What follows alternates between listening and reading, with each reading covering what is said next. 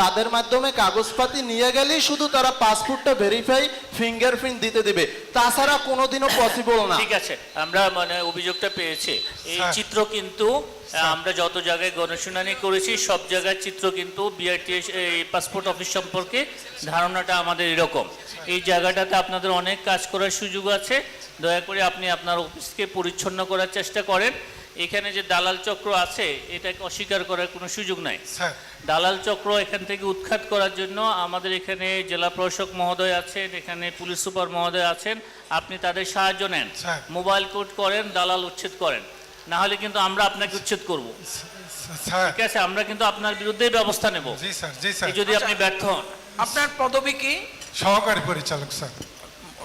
কোথায় বাড়ি আপনার? আমার বাড়ি পাবনা। পাবনা। এখানে কতদিন আছেন? 1 বছর 2 মাস। এর আগে কোথায় ছিলেন? এরপর ঢাকায় ছিলাম স্যার। ঢাকাতে হেড অফিস? ঢাকা ওই উত্তরা দিয়ে বাড়িতে ছিলাম স্যার। ওখানে কত বছর ছিলেন? ওইখানে প্রায় 2 বছর। আচ্ছা, ছোটখাটো গুনাহ করেছেন স্যার, করে বড় গুনাহতে চলে এসেছেন? জি স্যার। স্যার বুঝতে পারিনি স্যার।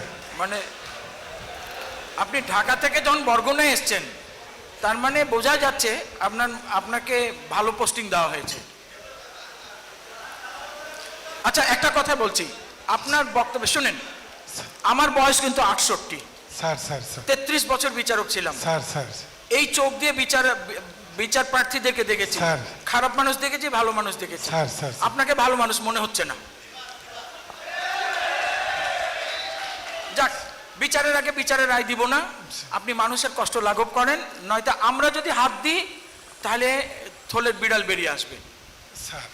একদম যা করেছেন অতীতে আল্লাহ যদি মাফ করে, মাফ পেতে পারেন। এখন থেকে সাবধান হয়ে যান, একদম পুরোপুরি সাবধান। মানুষকে হয়রান করবেন না, দালালকে প্রশ্রয় দিবেন না। তারা নিজেরাই দালাল ভাড়া করে রেডি করে রাখে। আমাদের অফিসে কিন্তু স্যার কোনো দালাল বাইরে তারা রেডি করে রাখে। আমি ভিডিও ক্লিপে প্রমাণ দেখাবো স্যার। আপনার দালালেরা যে ঘোরাফেরা করছে, যে ভিডিও আছে।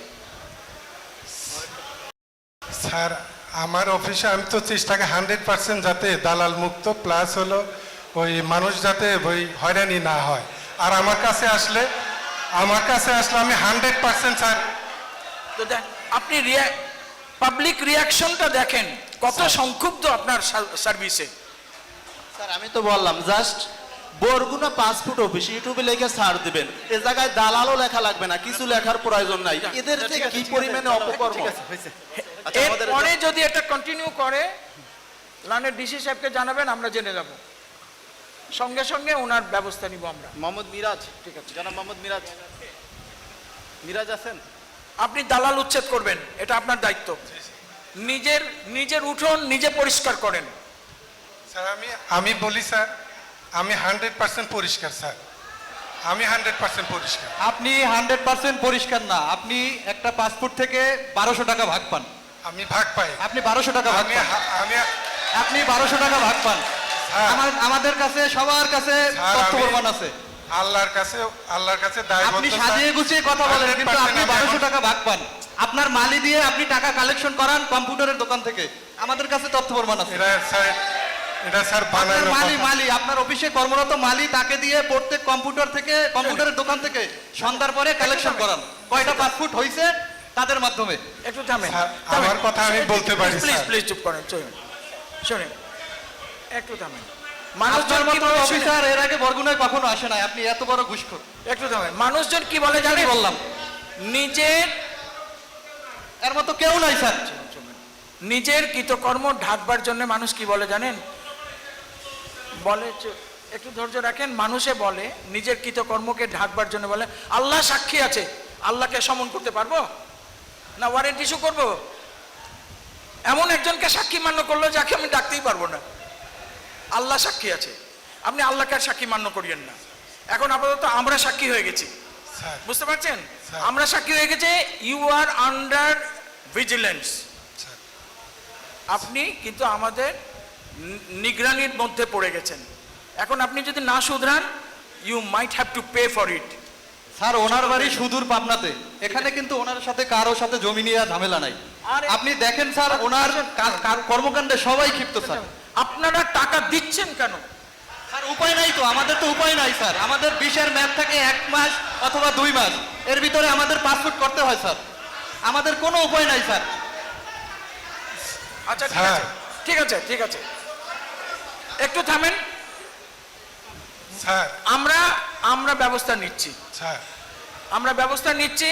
স্যার আপনি হাতে নাতে ধরবেন, স্যার ঠিক আছে? এটা স্যার আমিই করিয়েছিলাম তখন। আমাদের অফিসকে বলবো যে এনফোর্সমেন্ট করার জন্য যদি এনফোর্সমেন্ট দিবেন।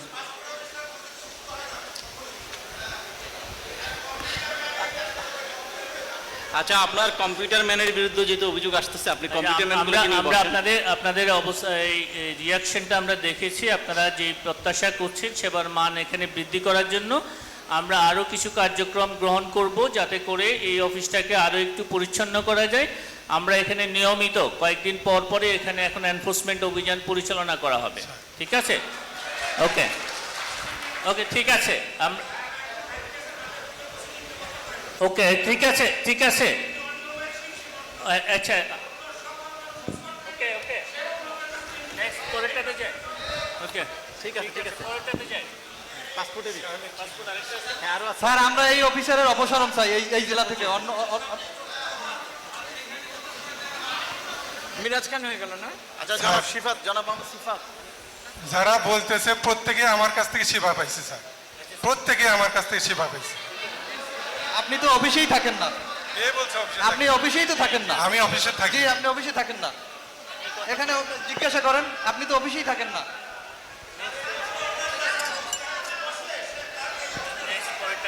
আচ্ছা, জনাব মোহাম্মদ সিফাত, জনাব মোহাম্মদ সিফাত। ঠিক আছে, ঠিক আছে, শুনলাম। আচ্ছা সিফাত, আপনি শেষ করুন, শেষ। সিফাত সাহেব বলেন।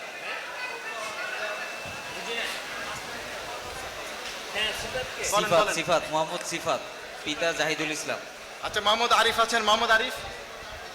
আচ্ছা, নাই, মোহাম্মদ রনি। বলেন। প্রিয় উপস্থিতি, আসসালামু আলাইকুম। আমি নাজমুল ইসলাম রনি। আমার অভিযোগ পাসপোর্ট অফিস সম্পর্কে। আমি একজন কম্পিউটার অপারেটর। আমি দীর্ঘ প্রায় 7 থেকে 8 বছর কম্পিউটারের দোকান দিয়ে থাকি হসপিটালের সামনে, অর্থাৎ পাসপোর্ট অফিসের পশ্চিম পাশে।